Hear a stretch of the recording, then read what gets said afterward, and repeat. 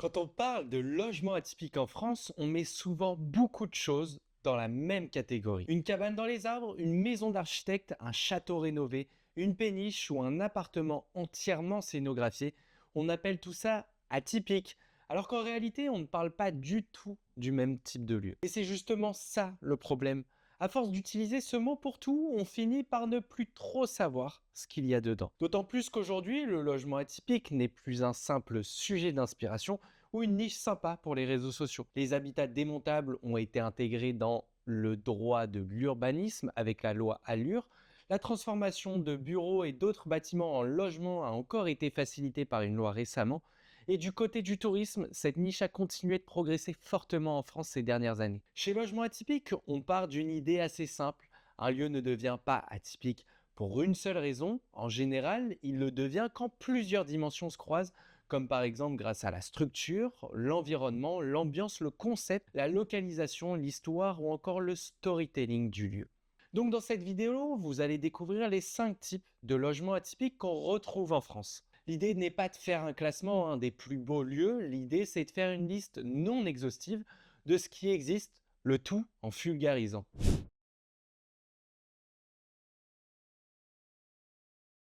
Le premier type de logement atypique qu'on retrouve souvent en France, ce sont les hébergements en pleine nature. Là, ce qui rend le lieu atypique, ce n'est pas seulement le logement lui-même, c'est surtout le fait que l'expérience se déroule dans la nature. On parle ici des cabanes dans les arbres, de tiny house, de yurts, de roulottes, de dômes, de bulles transparentes, de chalets ou encore de cabanes flottantes sur l'eau. Ce type de logement est important parce que dans cette catégorie, le logement n'est pas seulement choisi pour sa forme, il est choisi pour ce qu'il permet de faire. Être au calme, être isolé, être entouré de forêts, de montagnes, d'eau, ou simplement se sentir coupé du cadre habituel. Autrement dit, ce qui fait la force de cette famille, c'est que le lieu ne vend pas juste un toit, il vend une mise à distance du quotidien. Et c'est probablement pour ça que c'est la famille de logement la plus facile à identifier. Elle répond à 3 choses très simples que beaucoup de gens recherchent aujourd'hui. Dormir autrement, ralentir et respirer un peu. Ce qui est très intéressant, c'est que ce type de logement a pris une telle ampleur que l'État français a fini par créer une loi. La loi Allure du ministère du Logement a récemment rendu possible, dans certains secteurs délimités, par les documents d'urbanisme, l'installation de résidences démontables, comme les cabanes par exemple. Quand je faisais mes recherches, j'ai découvert peu à peu que l'habitat léger est passé d'un business un peu flou à une expérience reconnue. Par exemple, on est allé filmer la vallée de la Millière, le domaine de Yann Arthus Bertrand, et ça illustre très bien cette catégorie. Le lieu n'est pas seulement atypique parce qu'il y a une roulotte dans laquelle on peut dormir, il l'est parce qu'il s'inscrit dans 28 hectares de réensauvagement avec une vraie promesse de nature, de respiration et de dépaysement proche de Paris. Là, le paysage est presque autant important que le lieu. Donc, dans cette première famille, le logement atypique est atypique parce qu'il rapproche le séjour de la nature. Mais tous les logements atypiques ne sont pas liés à la nature. Certains se distinguent surtout par leur architecture.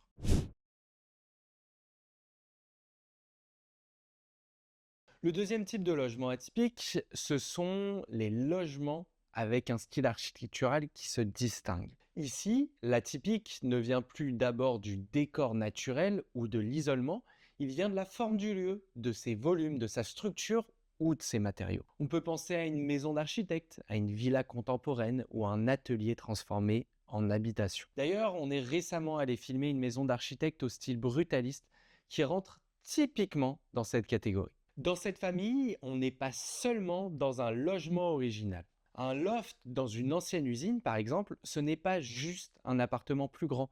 C'est une manière d'habiter avec du style, des hauteurs sous plafond, des plateaux ouverts, une structure apparente, bref, un aspect plus brut. Une maison d'architecte, de son côté, n'est pas atypique par accident. Elle l'est parce qu'elle a été pensée par un professionnel pour produire une expérience différente du standard. En France, cette logique a une vraie profondeur historique. La Villa Savoie de Le Corbusier à Poissy reste l'un des exemples les plus connus de logements pensés comme un manifeste d'architecture. Son œuvre a été inscrite récemment d'ailleurs dans le patrimoine de l'UNESCO. Je reparlerai sûrement de ce grand monsieur dans l'une de nos prochaines vidéos. Tout ça montre que le logement atypique architectural n'est pas juste une tendance récente ou un sujet de magazine de déco. Et cette logique continue aujourd'hui sous des formes plus contemporaines. On peut citer par exemple les maisons conteneurs comme l'emblème d'une architecture modulaire plus radicale avec des coûts de fabrication très faibles. Donc, dans cette deuxième famille, un logement atypique l'est parce qu'il propose une forme d'espace qu'on ne retrouve pas dans un logement standard. D'autres lieux sont atypiques pour une autre raison, leur passé.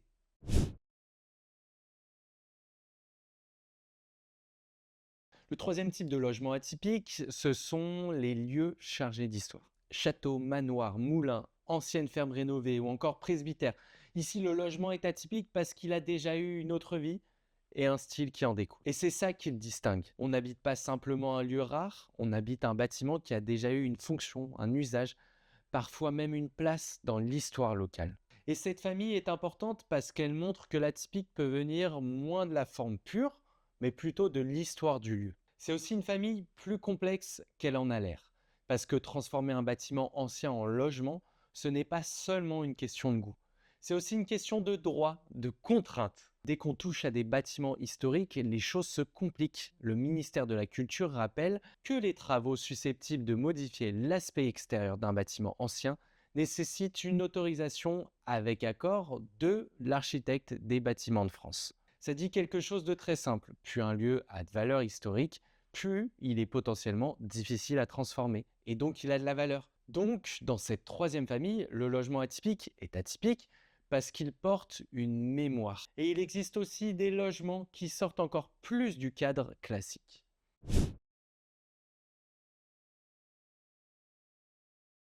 Le quatrième type de logement, ce sont les logements insolites ou expérientiels. Et là, la différence avec la partie précédente est importante. Ici, la typique vient moins du passé du lieu, plus de sa structure. Je vais te parler par exemple de logements troglodytes, de péniches, de phares, de tipis ou encore de bus aménagés en habitation. Dans cette catégorie, la rupture, elle est immédiate. On n'a pas besoin d'explications longues pour comprendre qu'on n'est pas dans un logement classique. Le lieu détourne directement les codes.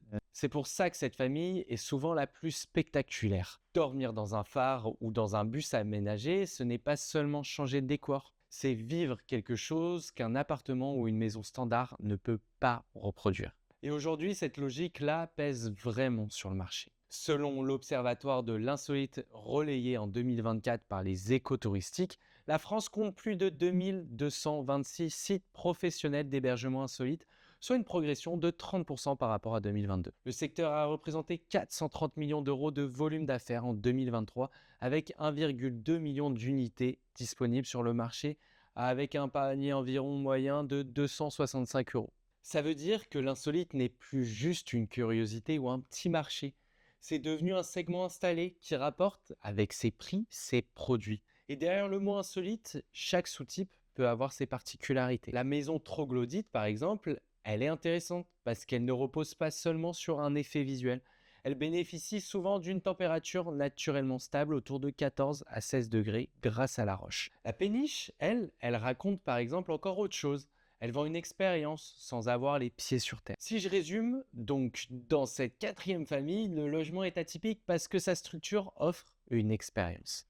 Enfin, certains logements deviennent atypiques moins par leur structure que par l'univers qu'ils proposent.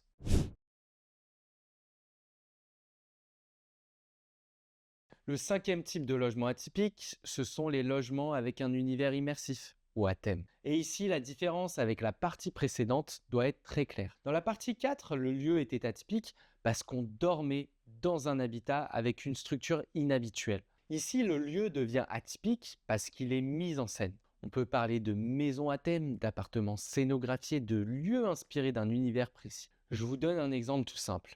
Récemment, on est allé filmer un appartement autour de l'univers féerique. Ici, le bâtiment, il est secondaire. Ce qui compte, c'est l'expérience que le voyageur y va en tirer. Autrement dit, on dort plus dans un logement, on dort dans un univers. Et cette catégorie est de plus en plus importante parce qu'elle répond à une logique très contemporaine. Dans un marché de la location courte durée devenu ultra concurrentiel, le simple bel appartement bien décoré ne suffit pas. Ce qui déclenche la réservation, c'est souvent la capacité du lieu à être immédiatement cliquable sur le web. De notre côté, on a rencontré plusieurs propriétaires qui jouent uniquement sur ça.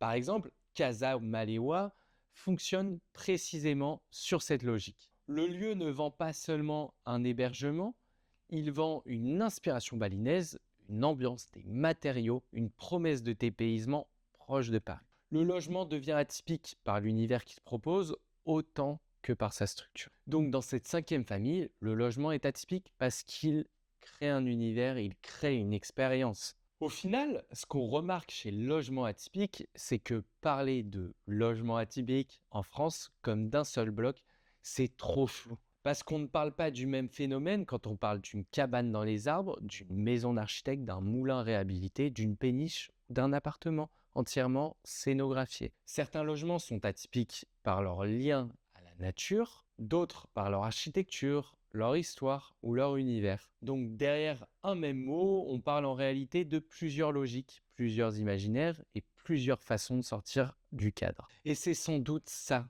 qu'il faut retenir. En tout cas, si l'immobilier atypique et l'expérientiel vous intéressent, je fais un sujet chaque semaine sur ce type de marché, donc rendez-vous la semaine prochaine. Allez, je vous dis merci, c'était Siméon, à très vite.